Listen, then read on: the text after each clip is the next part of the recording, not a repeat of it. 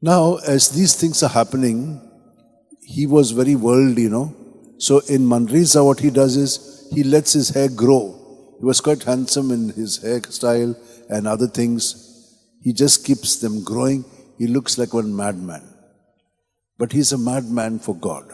But every day, he's praying 7 hours on his knees. And he fasts. And he visits those people. There are people coming to see him. He meets them as well. But he goes to the confessor and regularly tells him. So the confessor tells him what he should do. Now, there is another thing that is going on in him. He wants to know, when he was in Manresa, he used to see some vision of a snake-like thing with lot of eyes and shining. It used to give him consolation. He used to feel good. But when it went off, he would feel not so good. But whenever it came, it would feel again like this, So he said, what is this coming to me?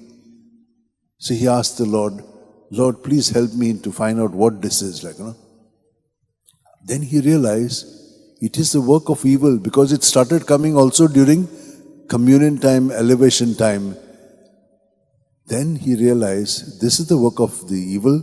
He said, get behind me, Satan. And it left him. Now, one day when he was going to the church and he was at the river Cardoner, he began to sit there and he began to see God as the 3 persons. He was thinking, I must pray to 4th person.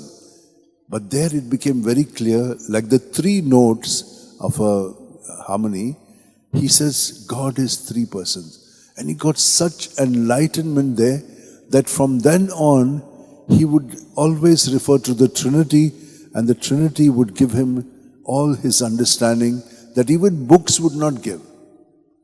So it was so strong in him that it kept him all his life. Now, these are the interior things that are going on in him.